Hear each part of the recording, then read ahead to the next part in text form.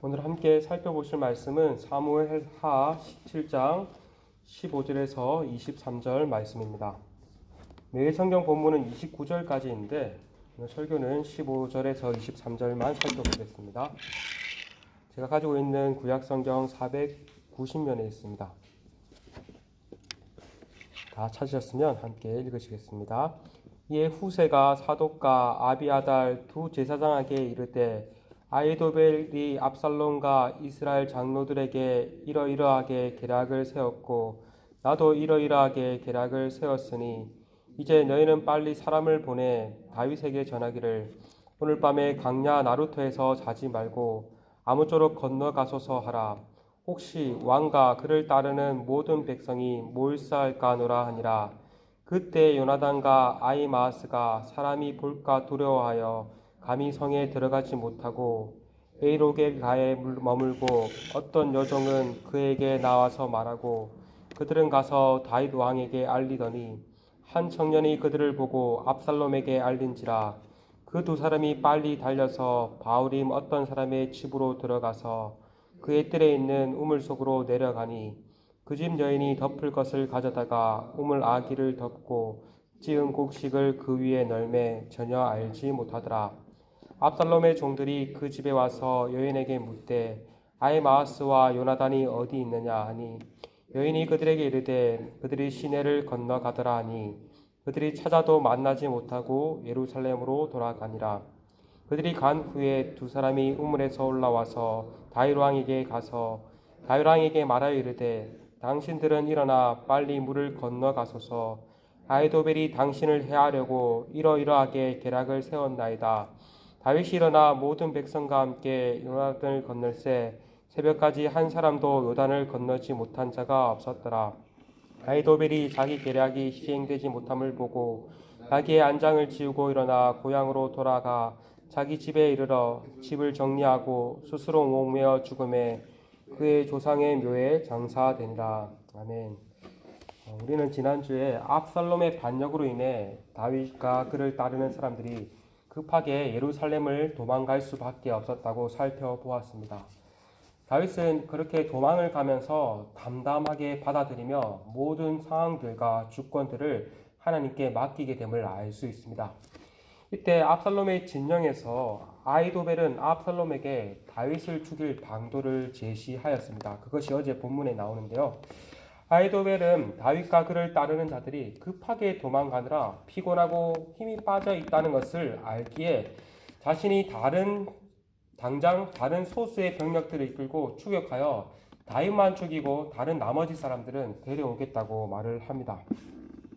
이러한 아히도벨의 계략은 매우 탁월했습니다. 아히도벨은 다윗이 처한 상황을 정확하게 읽고 있었으며 이대로 시행한다면 다윗의 목숨은 죽은 목숨이나 다름없었습니다. 그런데 어쩐 일인지 압살롬은 다시 후세를 불러 후세의 조언도 한번 들어보자고 말을 합니다. 후세는 다윗의 친구였습니다.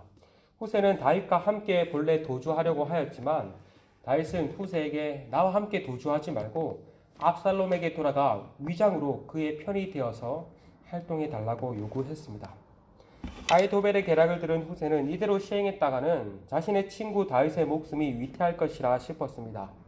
그리하여 압살롬을 위하는 척을 하며 다윗을 살릴 방도를 제시했습니다. 후세는 아히도벨의 계략은 좋지 않으며 다윗과 그를 따르는 자들은 정쟁에 익숙한 용사임을 부각합니다. 앞서 아히도벨이 다윗의 약점을 부각하며 빨리 칠 것을 제시하였다면 후세는 다윗의 강점을 부각하여 성급하게 행동해서는 안 된다고 말을 했습니다. 대신 시간이 조금 걸리더라도 온 이스라엘의 많은 군대를 모아서 압살롬이 친히 전쟁의 일선에 나가서 다윗과 그의 군대를 진멸할 것을 제안하였습니다. 후세의 이러한 전략은 지쳐있는 다윗이 도주할 시간을 벌기 위함이었을 뿐만 아니라 압살롬의 호기를 자극하여 전쟁의 위협에 노출시키기 위함이었습니다. 즉각 다윗을 치자는 아히도벨의 계략, 다윗이 도주할 시간을 벌어주기 위해 제대로 쳐서 준비해서 치자는 후세의 계략. 압살롬과 이스라엘은 어떤 계략을 따릅니까? 어제 본문 14절을 보니 압살롬과 온 이스라엘은 아히도벨의 계략보다 후세의 계략이 더 좋다고 생각하고 그 계략을 따르기로 결정합니다. 어떻게 해서 이 일이 가능했다라고 말을 합니까? 14절에서 여호와께서 압살롬에게 화를 내리려 하사 아히도벨의 좋은 계략을 물리치라고 명령하셨다라고 말을 합니다. 이러한 선택의 배후에 여호와 하나님께서 일하신 것입니다. 만약 압살롬이 아히도벨의 계략을 따랐다면 다윗의 목숨은 위태했을 것입니다.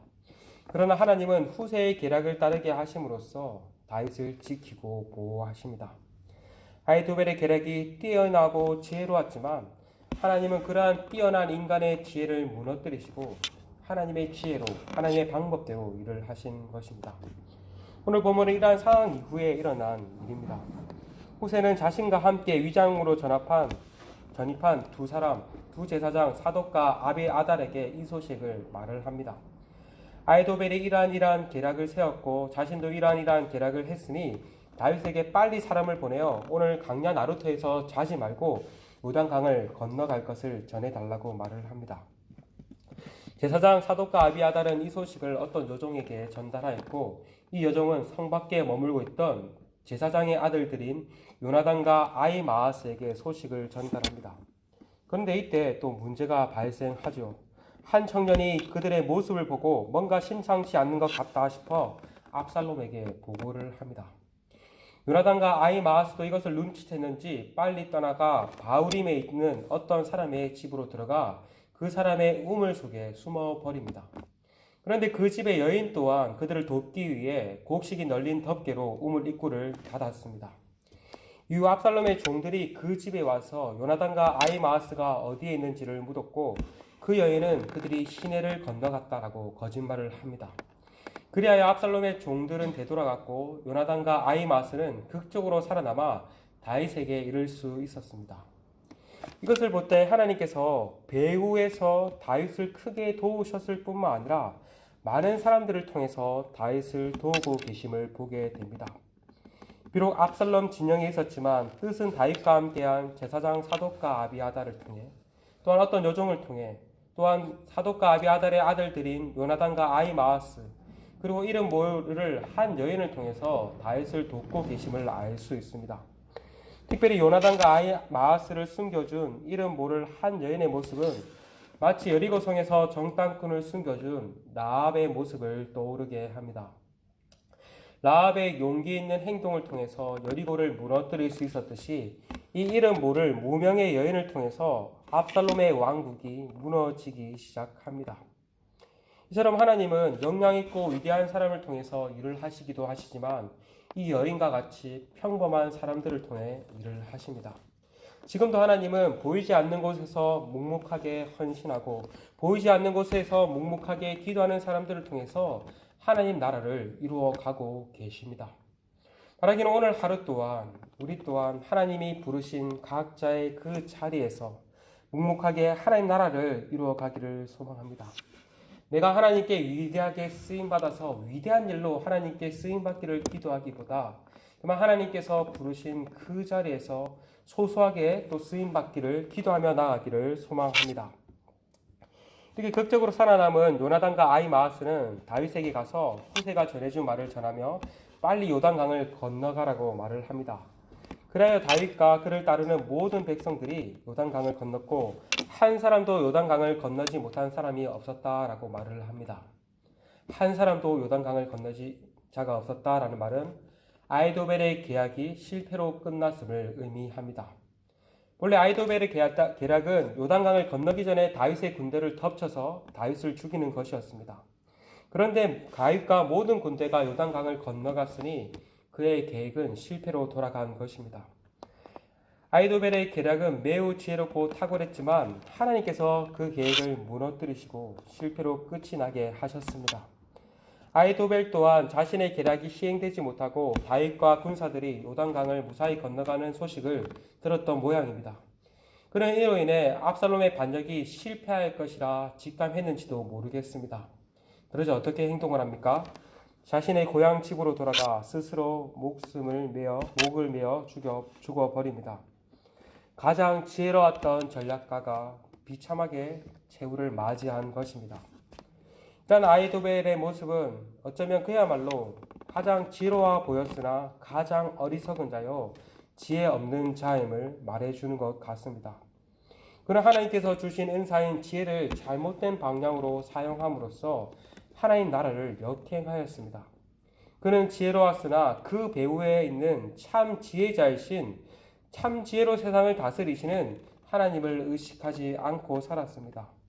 그러자 결국 자신이 그처럼 우상으로 받드는 지혜가 무너지자 스스로 삶을 포기한 것입니다. 여러분, 우리 주변에도 이러한 사람들이 얼마나 많이 있습니까? 하나님께서 자신들에게 각자에게 각양의 은사, 좋은 은사를 주셨지만 그 은사를 가지고 하나님 나라를 확장하는 데 사용하지 않고 도리어 그것이 자신의 우상이 되어서 나아가 하나님 나라를 역행하는 데 사용함으로써 그것이 무너지자 스스로 조용히 자신의 삶을 마감하는 사람들이 얼마나 많이 있습니까? 여러분, 우리 또한 어떻습니까? 하나님께서도 우리에게 각양의 은사들과 물질들과 시간들을 우리에게 주셨습니다. 그것을 통해서 그것을 가지고 하나님 나라를 확장하며 사용하기를 원하십니다.